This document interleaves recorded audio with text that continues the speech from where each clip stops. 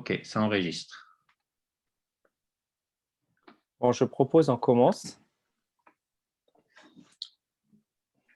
Allons-y. Voilà. Bonjour à toutes et à tous. Bonjour à toutes et à tous également. Alors, je me présente vite fait. Je m'appelle Thomas Rom. Je suis directeur des opérations chez ID3. ID3, c'est un logiciel pour mesurer la satisfaction des collaborateurs avec des enquêtes internes qui est destiné aux RH des entreprises de moyenne taille moyenne de 50 à 3000 salariés. Et aujourd'hui, je suis très content de faire ce webinaire qui s'appelle « Les 5 étapes pour mettre en place de la QVT dans une entreprise ». Et c'est Christian qui va faire ce webinaire. Moi, je vais animer un peu, mais c'est Christian qui va vous expliquer les 5 étapes de la QVT. Christian, tu veux te présenter? Donc, bonjour à tous, je m'appelle Christian Gudima, je suis CEO et cofondateur de ID3. Et voilà, on est aujourd'hui ensemble pour, donc Thomas l'a introduit le sujet déjà, pour que je vous explique 5 étapes pour mettre en place la QVT dans votre entreprise. J'ai 25 ans d'expérience professionnelle dans des grands groupes, notamment dans des groupes automobiles en tant que donc designer opérationnel pour l'automobile.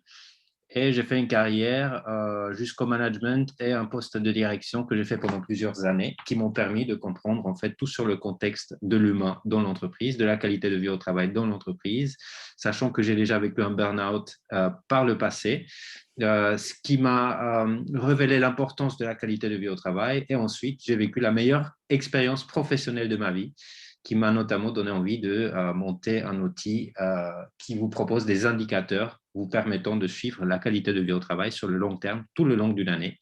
Voilà, et on va parler en fait de ces démarches QVT qu'on met en place chez nos clients, donc à l'aide de cet outil qui s'appelle ID3. Je ne vais pas parler de l'outil, je vais plutôt parler de la démarche aujourd'hui. Voilà. Donc, Thomas, tu veux parler vite fait des 5 étapes, 5 étapes principales? Oui, en fait, ok, super. Donc, Chris, il va nous expliquer les 5 étapes pour la mise en place de la QVT dans une entreprise. Et en fait, bien sûr, l'enquête, c'est un sujet qui est un peu au cœur, mais il y a des étapes avant l'enquête de satisfaction et après l'enquête. Et donc, ces 5 étapes, je vais vous expliquer vite fait les 5 étapes et après, Chris va vraiment rentrer en détail. Donc, la première étape à gauche, là, numéro 1, c'est l'information. En gros, ça veut dire qu'il faut s'informer avant qu'on mette quelque chose en place. Il faut s'informer sur le cadre légal et comment faire des choses, ce que vous faites là dans le webinaire, par exemple.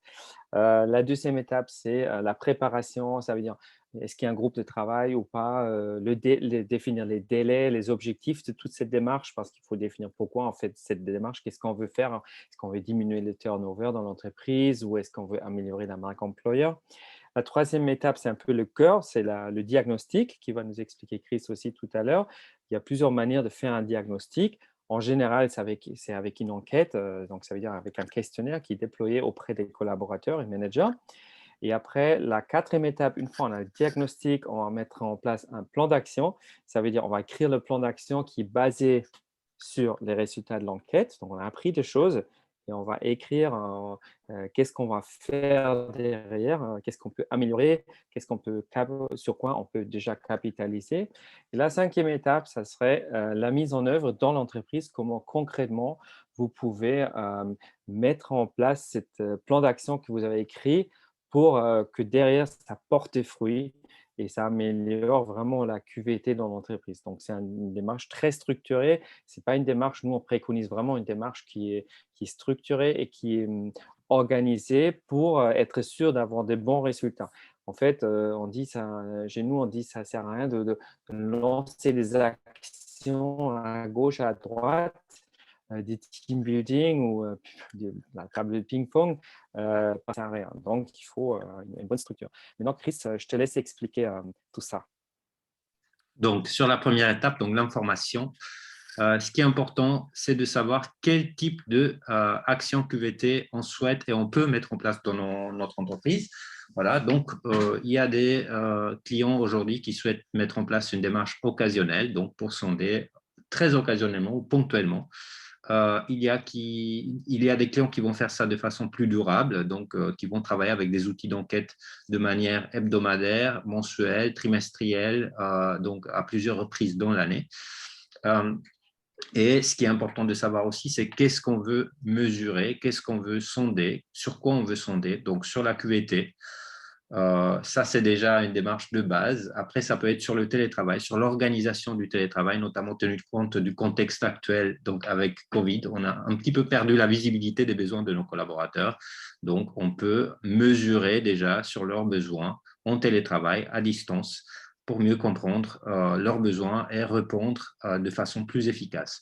Voilà. On peut sonder également pour mettre en place un accord ou une charte télétravail, pour faire un diagnostic sur les risques psychosociaux, pour sonder autour de la marque employeur, donc sachant que si mes collaborateurs sont très satisfaits, ils vont rayonner ça vers l'extérieur. Donc, si je peux faire des démarches d'enquête pour donner suite à la satisfaction de mes collaborateurs, la marque va rayonner vers l'extérieur, ça va attirer des talents. Et ces talents vont également donc rester ce qui est la base. On peut diminuer donc même le turnover avec ce type d'outils. Ou même, je peux faire des enquêtes sur le bureau de demain, notamment sachant que le bureau d'aujourd'hui, le bureau d'hier, il a évolué pendant la crise. On est tous en télétravail, on est tous à distance, peut-être dans la maison de campagne, peut-être dans des bureaux partagés. Peut-être dans le train, peut-être dans un parc. Donc, le bureau a notamment évolué et il faut pouvoir s'y adapter en tant qu'employeur et donc proposer les bonnes réponses par rapport à cette évolution sociétale suite à cette crise. Voilà. Deuxièmement, donc, il y a plusieurs informations à connaître au niveau juridique. Nul est censé ignorer la loi. Voilà, donc, il y a plusieurs lois qui cadrent en fait la qualité de vie au travail dans l'entreprise. Je n'ai pas envie d'être très sec pendant ce webinaire, donc tout ça, vous allez pouvoir le trouver sur notre site. Nous avons sur notre blog donc, un article sur tout ce cadre juridique autour de la qualité de vie au travail, et notamment les 3 seules choses que je voulais vous partager aujourd'hui. Ce sont 3 sujets, donc notamment les obligations des entreprises à s'emparer de la QVT dans le cadre de leur accord issu des négociations salariales et sociales, voilà, plutôt sociales que salariales, pardon. Avec la crise du Covid, les entreprises sont dans l'obligation de télétravailler lorsque cela est possible. Donc, pendant la crise, on l'a vécu, donc avec l'obligation notamment de rester chez soi. Et l'employeur prend les mesures nécessaires pour assurer la sécurité, protéger la santé physique et mentale des travailleurs. C'est super important d'assurer tout ça, tenu compte du contexte actuel aujourd'hui. Voilà. Et la mise en place d'un diagnostic QVT est la solution la plus répandue qui permet de savoir comment se sentent les salariés afin d'agir efficacement, notamment sur les besoins nouveaux et quotidiens de ce contexte. Alors Chris, j'ai très vite envie de dire quelque chose. Je vais partager là dans les commentaires le lien. Sur notre site, vous pouvez télécharger une checklist pour toutes les obligations légales. Comme ça, vous avez tout en PDF. Merci Thomas.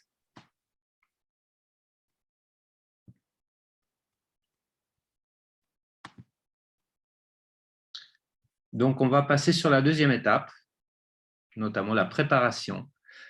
Et donc, dans la préparation, il y a 2 étapes principales à prendre en compte. Donc, il faut choisir une méthode pour mettre en place la QVT dans son entreprise. La méthode veut dire, est-ce que je veux le faire seul? Est-ce que je veux le faire avec quelqu'un? Notamment, ça peut être avec le CSE, ça peut être à l'aide de mes managers, ça peut être à l'aide des collaborateurs volontaires ou des élus de personnel. Voilà. Et la deuxième partie de cette préparation, c'est qu'il faut mettre en place donc, un planning. Et donc, comme je disais, la démarche unilatérale par la direction RH peut avoir lieu de façon hebdomadaire, mensuelle ou trimestrielle. une démarche multilatérale va prendre forcément plus de temps parce qu'on doit se rencontrer avant, on doit en discuter avant, on doit planifier avant. Donc, ça peut prendre 2 à 3 mois. Et la démarche collective la plus complexe, c'est la démarche où on implique également donc, les collaborateurs dans les groupes de travail, peut prendre beaucoup plus de temps. Donc, elle peut prendre entre 6 mois et 9 mois, parfois un an. Voilà. Et c'est la démarche qui va nous demander plus d'attention, mais qui va être plus fondamentale et qui va intégrer l'ensemble des collaborateurs. Ce qui est important lorsqu'on se lance dans une démarche QVT, qu'elle soit unilatérale ou collective, c'est d'avoir de ses côtés l'ensemble de l'entreprise. Parfois, on peut avoir des directeurs ou des managers qui sont réticents à l'idée de dévoiler les difficultés dans leurs équipes. Donc, il faut réfléchir à des solutions qui peuvent les convaincre, les encourager, les motiver dans cette démarche. L'objectif n'est pas de mettre quelqu'un dans une situation ou position inconfortable, de mettre les gens mal à l'aise. L'objectif est plutôt d'améliorer les conditions du travail pour tous, pour les salariés, mais aussi pour les managers et pour les directeurs. Donc, ils vont pouvoir bénéficier de cette démarche. Et l'objectif est également de mutualiser sur les bonnes pratiques qu'on a identifiées pendant la démarche, afin de faciliter le travail quotidien des collaborateurs sur le long terme et non pas de façon très ponctuelle et locale. Et ça fait également partie de la préparation. Donc, avec qui souhaitez-vous mettre en place votre démarche? Donc, est-ce que vous êtes seul? Donc, ça, c'est une possibilité. Est-ce que vous intégrez la direction, le CSE également, les managers, les salariés, les représentants du personnel? Donc, tout ça peut être défini dans cette phase de préparation à côté d'un planning qui va vous permettre donc du coup de définir la longueur des actions et la fréquence des actions que vous souhaitez mettre en place. Je vais passer sur la troisième étape qui s'appelle l'étape du diagnostic. Oui, Voilà. en fait, voilà, c'est ça, si j'ai bien compris, le troisième, c'est en gros l'outil ou l'enquête, c'est ça, l'enquête de qualité du travail. Donc, est-ce que tu peux nous détailler un peu comment faire l'enquête de A à Z? Voilà. Donc, comment faire l'enquête de A à Z? Une enquête pour mesurer la qualité de vie au travail peut être structurée également donc, en plusieurs étapes. Donc, elle démarre avec la création du questionnaire. Elle passe par un outil qu'il faut choisir. Donc, on peut faire une enquête aujourd'hui avec du papier, on peut faire une enquête en format numérique. Et ça passe par l'analyse des résultats. Et donc, un petit peu plus en détail, je vais vous parler dans un premier temps du questionnaire. Donc, aujourd'hui, nous avons de nombreux questionnaires qui existent déjà, voilà, qui sont rédigés par certains organismes, comme par exemple l'ANACT, qui sont conformes à des méthodologies des psychologues de travail comme M. Karasek, ou qui peuvent nous aider à éviter le harcèlement dans l'entreprise. Donc, voilà, il y a plusieurs types de questionnaires. Et ce qui est important, c'est de savoir, est-ce que je veux faire un questionnaire avec un score, donc avec une note de la qualité de vie au travail, ou tout simplement un questionnaire du type sondage qui me permettra de mieux cadrer le télétravail sans forcément attribuer une note. Un questionnaire du type sondage peut, par exemple, sonder sur la fréquence dont les collaborateurs souhaitent travailler chez eux. Donc, effectivement, il n'est pas approprié d'avoir une note à ce type de démarche. Par contre, là où c'est intéressant d'avoir une note, c'est pour évaluer réellement les conditions du travail. Et donc, ce type d'outil peut vous proposer un score de la qualité de vie au travail, un score sur les risques psychosociaux, par exemple, qui vous indique plus ou moins si vous êtes bien, si vous êtes dans les clous. Vous pouvez également bénéficier donc d'un benchmark pour certains outils qui vous proposent ça, qui vous dit, voilà, par rapport aux autres gens qui mettent en place la qualité de vie au travail chez eux, où est-ce que je me situe? Est-ce que je suis dans les clous ou pas? Voilà. Sur le type de questions qu'on peut poser, il y a des questions parfois affirmatives. Donc, je peux par exemple dire « j'aime l'ambiance dans mon équipe » ou interrogative. Par exemple, aimez-vous vos collègues, vos managers, la collaboration dans votre équipe, etc. Ou même des questions ouvertes. Donc, il y a plusieurs types de questions. Et donc, en fonction du sujet, il s'approprie plus d'avoir des questions affirmatives, parfois interrogatives ou même ouvertes, sachant que les questions ouvertes doivent passer par une interprétation, une relecture derrière qui va prendre beaucoup de temps pour vous. Donc, on les conseille un petit peu moins, on les conseille justement aux questions complémentaires après un questionnaire qui est finalisé, qui était déjà complet. Donc, c'était un questionnaire qui est fermé. Et donc, on peut rajouter une ou deux questions ouvertes à la fin d'un questionnaire qui est fermé. Voilà. Et donc, pour les réponses, il y a plusieurs types de réponses. Donc, l'échelle Likert qui permet de nuancer en fait les réponses qu'on va donner en tant que collaborateur, notamment par exemple, tout à fait d'accord, d'accord, neutre, pas d'accord ou pas du tout d'accord. Ça, c'est donc une nuance qui va être transcrite dans une note derrière. Il y a parfois des questions qui ne peuvent pas se répondre avec une nuance, donc qui peuvent simplement se répondre avec oui, non. Est-ce que vous avez une mutuelle? Oui ou non. Donc, je ne peux pas dire plus ou moins. Voilà. Et les questions ouvertes, notamment, permettent de laisser un commentaire.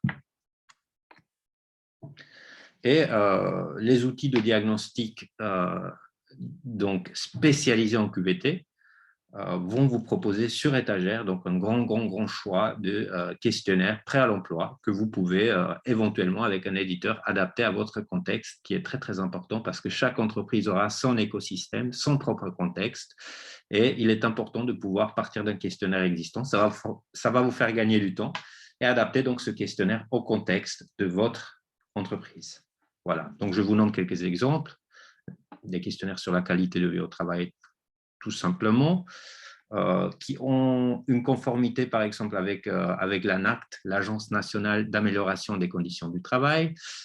Les questionnaires sur le bien-être au travail, tout simplement, tenu compte du contexte du télétravail, donc effectivement qu'on peut se poser beaucoup de questions sur le télétravail, et donc on peut aussi avoir des questionnaires autour du télétravail, autour de l'environnement du travail, donc qui est en train d'évoluer avec la crise sanitaire, autour des risques psychosociaux, de l'harcèlement au travail, du stress au travail, du management en télétravail, des questionnaires de satisfaction, par exemple pour des collaborateurs qui commencent dans l'entreprise ou qui quittent l'entreprise, des questionnaires sur la motivation des collaborateurs, des onboarding salariés ou un rapport d'étonnement tout court, ou un questionnaire permettant de rédiger un accord ou une charte de télétravail. Donc, par exemple, chez nous, chez ID3, on peut vous proposer tous ces types de questionnaires. Aujourd'hui, nous avons 18 questionnaires prêts à l'emploi qui sont tous modifiables et qui sont tous issus d'un certain cadre, un certain cadrage, et parfois, on les a adaptés donc, au contexte de nos clients. Voilà. Une des questions à se poser, c'est aussi donc comment souhaitez-vous et quels moyens avec vous pour mettre en place votre enquête. Donc, on peut effectivement le faire aussi sur papier. On peut le faire sur papier. Si vous avez par exemple 10 ou 15 collaborateurs, vous pouvez le faire sur papier. Ça va être simple pour vous, mais vous ne pouvez pas garder l'anonymat parce que si vous le faites sur papier, vous allez voir chacun des collaborateurs, vous allez lui donner une feuille, lui expliquer tout ça. Ça va représenter un petit peu plus de travail pour vous et vous allez savoir en fait qui sont les interlocuteurs. Vous pouvez le faire avec des outils classiques comme par exemple SurveyMonkey, Google Forms ou Typeform. Ce sont des outils classiques qui permettent de faire des sondages de manière générale sur tous les sujets existants au monde. Par contre, ils ne sont pas spécialisés dans la QVT. Ce sont des outils qui peuvent vous obtenir un taux de participation autour de 50%, mais ils n'auront jamais une expertise QVT comprise comme les outils spécialisés en QVT. Voilà. Et non plus des réponses détaillées question par question, avec un aspect quantitatif et qualitatif, etc. Une autre solution, c'est de faire une audit par un cabinet RH. C'est très efficace, c'est un excellent service parce qu'il y a un accompagnement très spécialisé autour de la QVT qui vous sera mis à disposition. Par contre, ça sera un petit peu plus cher et ça va prendre beaucoup de temps. Voilà, et donc comme je vous disais, les outils spécialisés en QVT, ils ont certains avantages, donc notamment le contenu, il est compris, les questionnaires sont déjà proposés, vous allez bénéficier d'un accompagnement également en forme d'accompagnement téléphonique, par exemple, ou en support numérique. Ils ont un taux de participation globalement qui est largement au-dessus des outils d'enquête classiques. Et ils vous donnent plein de possibilités pour l'interprétation des résultats parce qu'ils vont comprendre les résultats et vous les illustrer sur un tableau de bord. Et donc, vous donnez beaucoup de détails, en fait, et vous économisez beaucoup d'argent pour la restitution qui vous est proposée automatiquement. OK, c'est clair. Voilà. Est-ce que tu as des choses à rajouter sur comment voir quels résultats on peut obtenir dans un diagnostic QVT? Donc, quels résultats on peut obtenir dans un diagnostic QVT? On peut, par exemple, obtenir un résultat, un taux de participation assez élevé avec un outil spécialisé. Par exemple, on peut obtenir un taux de participation autour de 80%. Quel est l'avantage d'un taux de participation élevé? Il vous donne un énorme avantage parce qu'en fait, plus les gens sont nombreux à participer, plus ça va donner de la légitimité à vos actions QVT que vous souhaitez mettre en place. Je vous donne un exemple.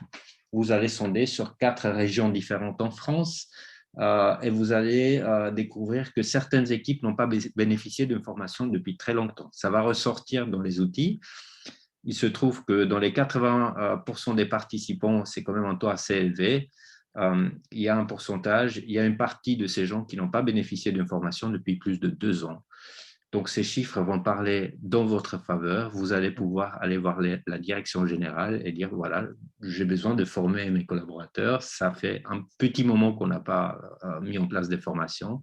Donc, un haut taux de participation va favoriser, en fait, la mise en place des actions comme la formation, si besoin. Voilà. Ils vont permettre de vous donner un résultat global de l'entreprise, mais ils vont permettre également d'avoir des résultats, notamment par population ou équipe par équipe, sachant que si vous avez une super bonne moyenne dans votre entreprise, de façon générale, cet moyen va satisfaire tout le monde, mais il y aura peut-être 4 équipes qui vont vraiment mal, et on va pouvoir les identifier en gardant bien sûr l'anonymat sur les personnes ou les collaborateurs qui font partie. Mais on va pouvoir également comprendre avec ce type d'outil pourquoi ça se passe mal sur un aspect quantitatif. Donc, on va pouvoir voir les notes sur certains sujets. Et qualitatif, on va pouvoir comprendre pourquoi ils vont bien ou mal. Voilà, pourquoi ils vont bien, ça va permettre de capitaliser sur la situation et la déployer dans d'autres équipes. Pourquoi ils vont mal, va nous permettre donc d'agir sur le mal. C'est comme si je suis malade, je vais chez un médecin et il va faire une consultation d'abord, il va me dire précisément quel est mon bobo, quel est mon mal, et il va me prescrire un médicament adapté. Et donc, je vais pouvoir agir de façon très, très précise sur le dysfonctionnement qu'on a identifié dans une équipe, sachant que dans la globalité, l'entreprise va bien, mais j'ai 3 équipes qui ne vont pas bien. Et ce type d'outil spécialisé en QVT va pouvoir me donner cet aspect, donc par âge, par région, par type de poste, etc. Et également, il y a des outils qui sont un petit peu plus avancés que d'autres. Donc, parfois, on peut même bénéficier d'un accompagnement numérique proposé dans l'outil qui est affiché en fonction des défis identifiés dans chaque équipe. Voilà, ce qui est un vrai avantage. Ce type d'outil peut, à ISO questionnaire QVT, donc ISO questionnaire sur la qualité de vie au travail, me donner également un aspect sur les risques psychosociaux en cours. Voilà, ce qui peut faire que je peux garder en mode préventif la visibilité sur les risques psychosociaux existants ou à venir. Voilà. Et également, donc, analyser les commentaires qui font partie de mon enquête en cours.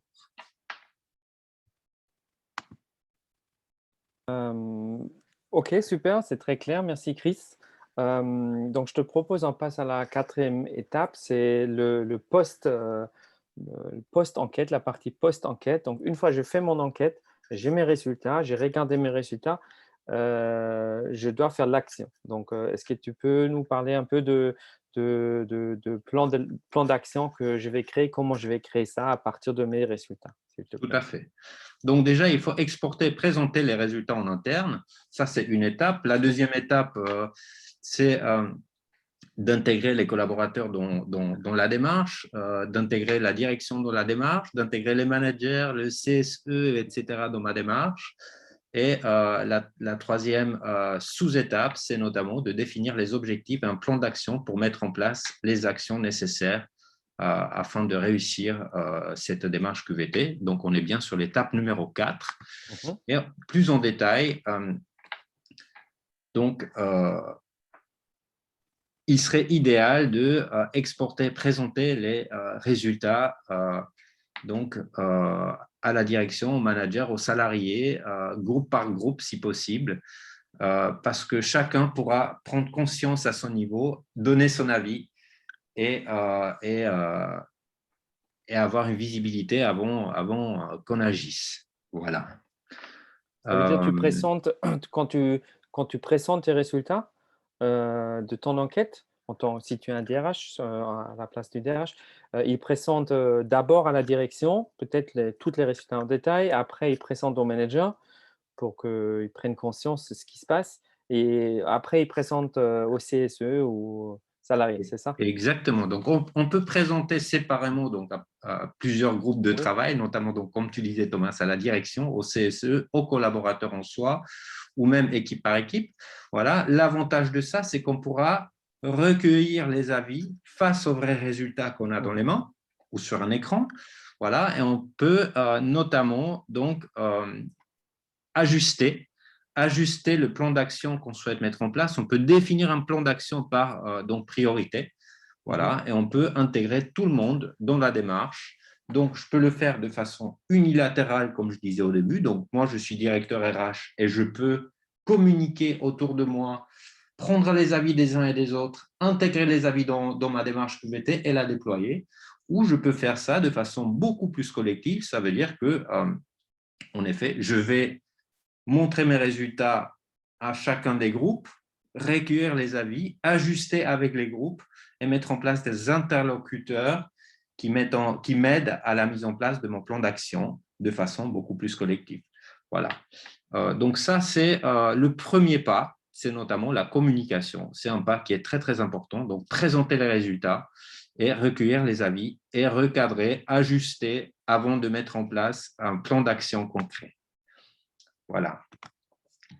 Je rappelle notamment que les outils spécialisés en QVT vont me faciliter ce travail parce qu'ils vont me donner une visibilité qui est beaucoup plus précise que les outils notamment plus classiques où moi-même, je dois faire la synthèse des résultats, je dois analyser, je peux perdre plusieurs semaines à le faire.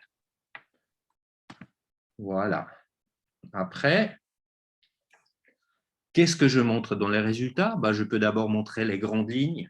Donc, d'abord, globalement, l'aspect entreprise. Je peux montrer si j'ai une bonne note, si je n'ai pas une bonne note. Je peux montrer un podium avec les 3 meilleures qualités de l'entreprise ou les 3 forces et les 3 faiblesses de l'entreprise. Voilà. Je peux également montrer les résultats qui sortent du lot, notamment, comme je disais, les 3 faiblesses. Je peux montrer des résultats par population, des résultats, par exemple, par homme, femme, par genre, par des contrats qui sont déterminés ou indéterminés, par région, par âge, etc., ce qui peut être très intéressant pour les statistiques. Voilà. Il faut toujours rappeler que l'anonymat est 100% respecté. Par exemple, je peux également parler des commentaires ouverts, peut-être des aspects qui n'ont pas été identifiés dans le questionnaire, qui n'ont pas été abordés par le questionnaire, qui sortent du cadre, qui sortent du lot, mais qui donnent un autre avis auquel je n'ai peut-être pas pensé. Voilà, c'est important de les aborder, s'ils sont déterminants et importants. Voilà, et on peut également parler des risques psychosociaux existants, à venir ou en mode préventif. Voilà. Ce qui est important, c'est prendre en compte les feedbacks et comprendre les avis de tout le monde afin de bien définir les objectifs et bien cadrer ce choix, notamment, pour ne pas dériver de la trame initiale qu'on avait mis en place, donc pour ne pas dériver de l'objectif initial que j'ai défini, donc tout au début de la démarche, en disant « je veux obtenir ça ou ça avec ma démarche QVT ». Voilà, donc est-ce que dans les résultats, je trouve les sujets qui correspondent Si oui, est-ce que je les priorise, je les mets en avant ou pas? Voilà. Donc, comme toujours, la communication est clé pour cette étape. Donc, il faut toujours rester en contact avec les collaborateurs, avec les intervenants, euh, avec les gens qui sont vos alliés pour déployer cette démarche sur le long terme ou ponctuellement. Donc, c'est intéressant ce que tu dis, l'avant-dernier point. Effectivement, j'ai vu ça moi-même aussi. Les DRH, souvent, ils sont un peu débordés après l'enquête. Donc, ils se posent la question, est-ce que je vais traiter tous les sujets qui sont sortis ou est-ce que je dois agir, réagir à tout ce que les personnes ont dit? Et on dit, en général, on dit non. Vous avez défini au début vos objectifs, vous restez sur vos objectifs, sinon vous allez vous perdre et à la fin rien faire. C'est mieux de faire une ou deux choses, changer améliorer une ou deux choses dans l'entreprise et bien le faire et embarquer tout le monde que essayer de traiter une dizaine de sujets, à la fin on va rien faire. Donc, si l'objectif c'était améliorer les conditions de travail, ben, on reste si c'est sorti de l'enquête, on reste vraiment que sur ce sujet-là. Et après, on peut faire une deuxième enquête derrière dans 6 mois pour traiter un nouveau sujet. Voilà. Donc, notamment, il est important d'être ambitieux, mais pas trop. Quand on a trop d'objectifs, on va se perdre. On ne va pas toujours atteindre chacun des objectifs. Donc, c'est important de dire ça. Voilà, c'est important de se rappeler du contexte initial, donc des raisons pour lesquelles on a mis en place ou on a envie de mettre en place cette démarche QVT. Voilà. Et il vaut mieux donc obtenir un ou trois objectifs majeurs qu'avoir 10 et se perdre dans les objectifs parce qu'on en a trop à gérer, on ne peut pas prioriser. Voilà.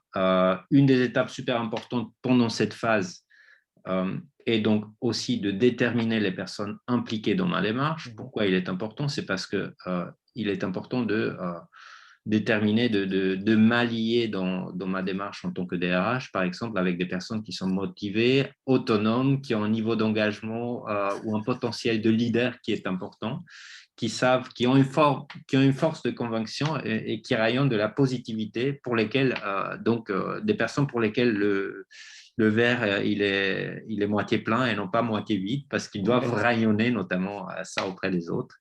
Et ça va tirer globalement vos salariés vers le haut que vers le bas, d'avoir des personnes qui ont un potentiel de leader dans cette démarche.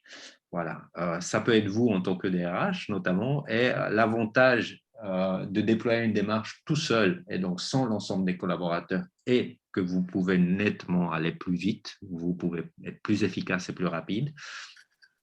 En échange, l'avantage de faire ça de façon plus collective, c'est que vous allez avoir les avis de tous les collaborateurs. Ils vont vous prendre plus au sérieux et donc, ils vont se sentir écoutés et respectés. Parfois, ça fait du bien de se sentir écouté et donc, notamment, ça peut faire partie du jeu. Voilà.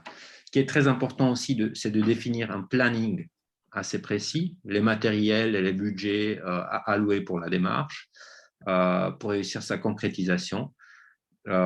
Et de rester toujours dans les objectifs qu'on a définis ensemble dans la période de réalisation qui est définie. Voilà. Qu'est-ce que tu Et il est conseilles important comme… également, je te laisse continuer tout de suite Thomas, de définir donc, les critères de réussite des objectifs. Donc, quels sont mes critères de réussite? Quand est-ce que je pourrais dire, au niveau de quel niveau de réussite, je peux dire que j'ai réussi mon objectif? Donc, si on définit ces critères des objectifs, on aura plus de facilité à dire à la fin, voilà, je suis arrivé déjà à 80%, c'est pas du tout mal. Par contre, si on est en dessous de 30, c'est pas terrible. D'accord, OK. J'ai une question là, j'ai reçu une question. On va répondre à ça parce que ça c'est sur le point 5. Tu dis fixer la période de réalisation du plan d'action. À ton avis, et qu'est-ce qui est bon, comme délai, pour le plan d'action? Donc après pour, améliorer les choses dans l'entreprise? Donc, ça dépend notamment, et ça, je vous l'ai dit, ça dépend si vous êtes sur une démarche collective. Mmh. Donc, cette mise en place peut prendre plus longtemps parce que vos équipes sont peut-être plus grandes, parce que vous êtes peut-être plus nombreux. Voilà, donc ça peut prendre, comme je disais au début, entre 6 et 10 mois. Et par contre, il peut y avoir des actions qui sont beaucoup, beaucoup, beaucoup plus court-termistes, mais qui auront un effet très important. C'est par exemple pendant cette crise sanitaire, il y a eu pas mal des collaborateurs qui ont entendu à droite, à gauche et dans les médias que voilà, beaucoup des entreprises ont mis la clé sur la porte. Ça, en tant que DRH, vous allez très bien savoir si l'entreprise a communiqué sur la sécurité de l'emploi.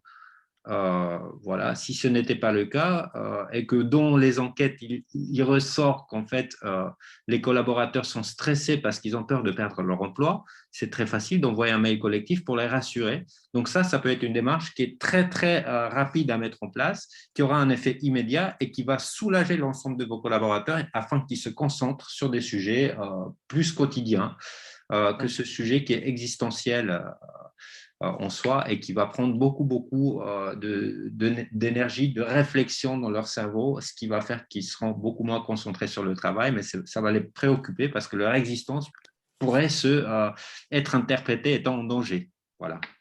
Ok, c'est clair. Super, merci pour cette réponse, Chris. Donc, je propose, on passe à la cinquième étape. Donc, comment je mets l'action, comment je mets le plan d'action en œuvre. Il nous reste, oui, il nous reste 10 minutes. Donc, voilà, si tu peux un peu préciser comment je fais concrètement.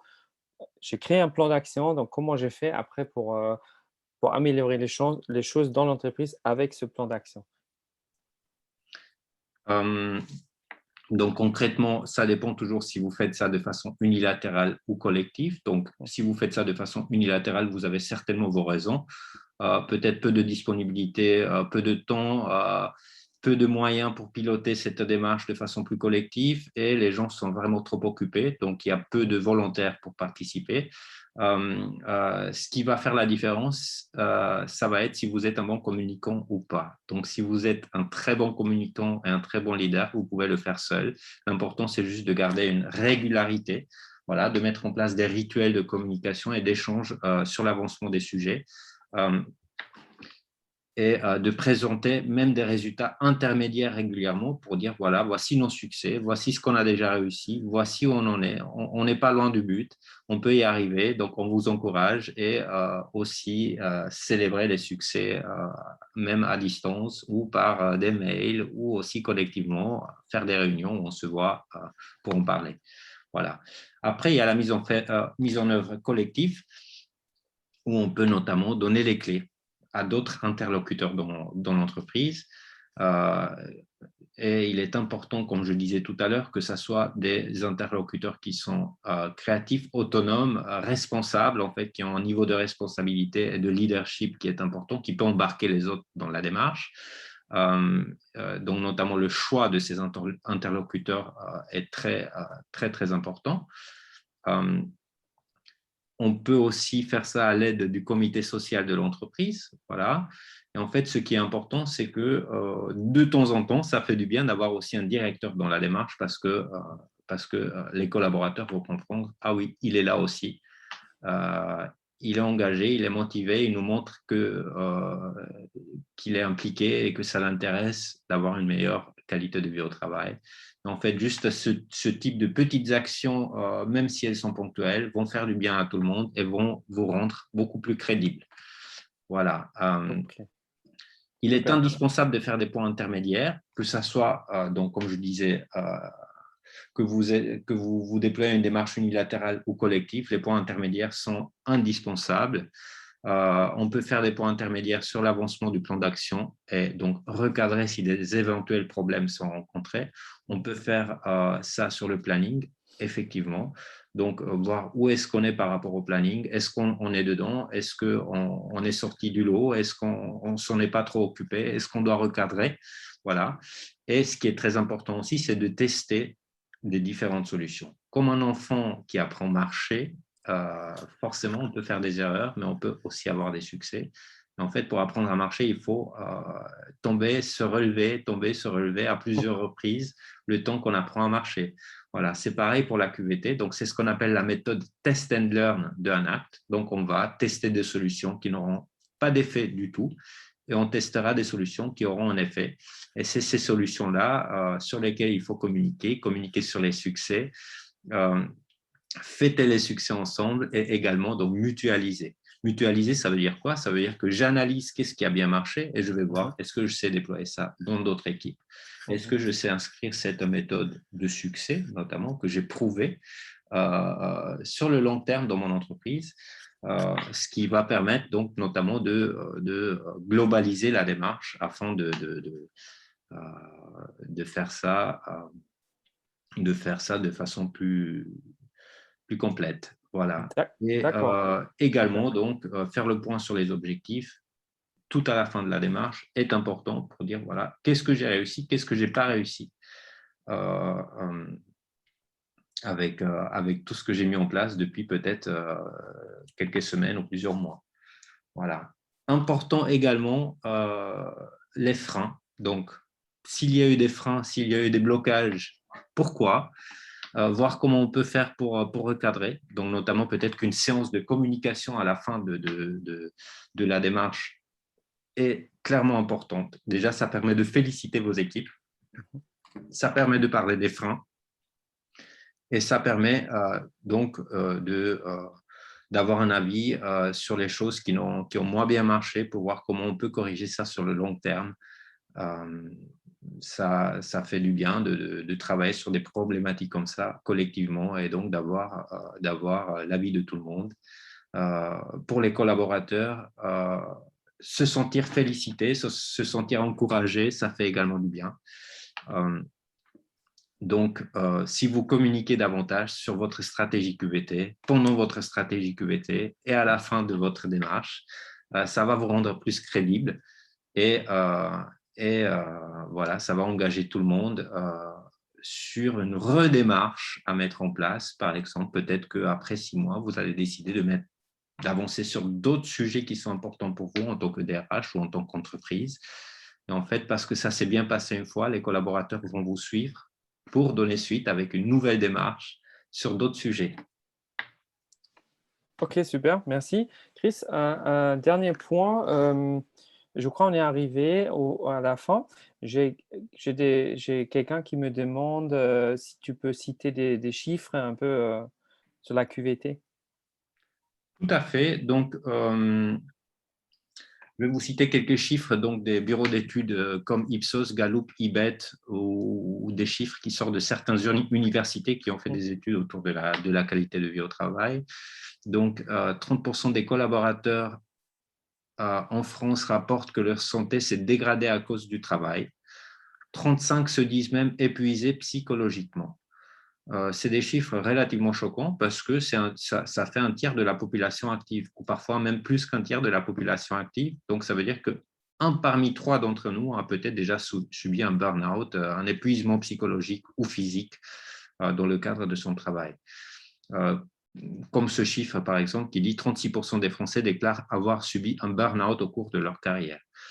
Un autre chiffre intéressant, 75% des personnes qui changent d'emploi le font pour changer de manager et ne le font pas pour avoir plus de salaire. Voilà, donc comme quoi, souvent, s'il y a un mismatch, si la relation entre les collaborateurs et le manager n'est pas bien, ça peut créer donc du turnover dans l'entreprise. Donc, il peut y avoir des collaborateurs qui partent et qui changent de vie, qui changent de travail, etc.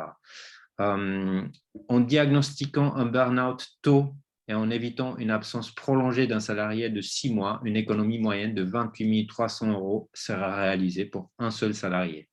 Voilà. D'autres sujets qui sont un petit peu plus positifs, selon le contexte d'une organisation, 1 € investi dans la QVT peut apporter jusqu'à 13 € de bénéfices et il y a 20% de productivité en plus pour des équipes dont les salariés sont hautement impliqués vis-à-vis de leur travail. C'est une source de Gallup de 2017. Et ce qui est un des chiffres les plus beaux et les plus importants pour moi aujourd'hui parce qu'on sort d'une crise et parce qu'on doit s'adapter aux nouvelles générations qui arrivent sur le marché du travail. Les critères qui influencent le plus les millénials dans le choix de leur futur métier, c'est le bien-être au travail à 84% et notamment la rémunération, elle est loin derrière avec 46%. Bah, ça veut dire mettre en place une démarche QVT, c'est du win-win pour tout le monde. C'est un gain pour les salariés parce qu'ils vont être mieux, plus épanouis au travail, juste mieux au travail. Et en même temps, ça va générer plus ça va diminuer les coûts et améliorer la performance, de l'entreprise, performance financière ou, même, plus de créativité, être mieux préparé au challenge du marché de demain. Donc c'est en gros, c'est une démarche qui porte ses fruits pour tout le monde, pour la direction, mais également pour, les salariés. Donc, on conseille vivement de réfléchir à mettre en place des stratégies QVT dans l'entreprise. Ça va porter des fruits, comme les grands groupes les plus performantes comme Google et Apple, ils le font. Ils investissent beaucoup, beaucoup d'argent dans la QVT et ça porte ses fruits. Ça fait des beaux produits, et ça fait oui, des bons produits et ça génère d'argent. Et en même temps, les salariés ne veulent plus quitter ces entreprises. Notamment la qualité de vie au travail gagnante-gagnante, donc pour les collaborateurs et pour l'entreprise. Et c'est vrai que pendant longtemps, les entreprises ont eu des indicateurs sur la performance, sur les bilans économiques, sur le succès économique euh, euh, de l'entreprise. Notamment, c'est ce qu'on appelle les KPI industriels, et rarement sur la partie humaine. Et en fait, cette valeur humaine et les soft skills qui sont très, très importants pour le bon fonctionnement d'une entreprise. Comme je vous disais tout au début du webinaire, j'étais par le passé passé par un burn-out dans une entreprise où ça s'est très, très mal passé pour moi.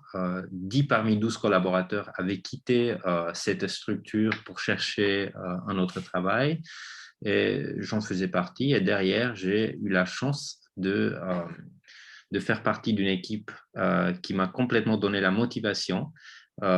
J'ai vécu la meilleure expérience professionnelle de ma vie et les résultats de cette entreprise étaient très parlants parce que cette entreprise a sorti donc 3 produits de l'année en 7 ans. Donc, on parle bien des voitures. Comme je vous disais, j'étais designer dans une marque automobile française et c'était vraiment du jamais vu. Donc, en 7 ans, 3 voitures de l'année, c'est du jamais vu pour une marque française. C'était un succès qui était lié notamment à cette qualité de vie au travail, cette ambiance incroyable dont je suis témoin et qui m'a vraiment, vraiment fait du bien. Et j'avoue que c'était les moments où j'aimais le plus aller au travail. C'était grâce à un très, très bon manager, excellent leader qui a réussi à mettre ça en place et qui a compris, qui a tout compris en fait. Ok, super, merci Chris. Un dernier mot pour la fin. Est-ce que tu peux nous dire ou dire à nos spectateurs si, ok, je vais mettre une démarche QVT en place, je vais mettre un sondage, qu'est-ce que je peux faire? Parce que est-ce que ID3, ton entreprise, propose quelque chose? Qu'est-ce que tu nous conseilles concrètement? Donc oui, en effet ID3 la première prémisse de ID3 aujourd'hui, donc de notre entreprise, c'est la satisfaction de nos clients. On est là pour les accompagner sur tout ce qui concerne la QVT, la mise en place de la QVT dans leur entreprise avec des chiffres et des KPI qui sont très intéressants pour vous, qui vous permettent donc de garder cette visibilité et vous pouvez tester nos outils gratuitement jusqu'à 10 personnes. Thomas, tu peux peut-être partager le lien pour que les personnes présentes puissent se connecter notamment pour tester nos outils. Donc, n'hésitez pas et n'hésitez surtout pas à nous contacter si vous avez des questions à tout ce qui est en rapport avec la qualité de vie au travail. On est là pour vous conseiller, ça ne coûte rien, on est là pour vous. Et donc, ça sera un grand plaisir de pouvoir donner suite à quelqu'un qui était présent dans cette webinaire. Et à tous les autres d'ailleurs aussi. Euh, J'arrive pas vraiment à partager cet écran. Attends, je vais par contre arrêter le partage. Thomas, Voilà. je vais moi-même Bon, merci Chris, je vais super. moi-même du coup mettre ça Merci dans les Chris, c'est bien commentaires. compris. Donc je partage le site. Le site c'est C'est id-tree bon, Thomas, je comme l'ai l'arbre. partagé Ah déjà. voilà. Ok, on voit ça. Très bien, Voilà, super. donc en bas dans les commentaires, Ok, vous pouvez trouver le lien vers l'essai gratuit. N'hésitez pas et n'hésitez pas à nous rappeler. Le numéro, il est en haut à droite. Nous rappeler si besoin pour avoir tout type d'informations. N'hésitez pas, soyez pas timide. On est vraiment accessible et on est ravis de vous rencontrer et échanger avec vous. très bien. Bon, merci beaucoup. Merci à toutes et à tous et à très bientôt. Merci Et Chris. je vous souhaite une bonne soirée. Merci. Merci, au revoir.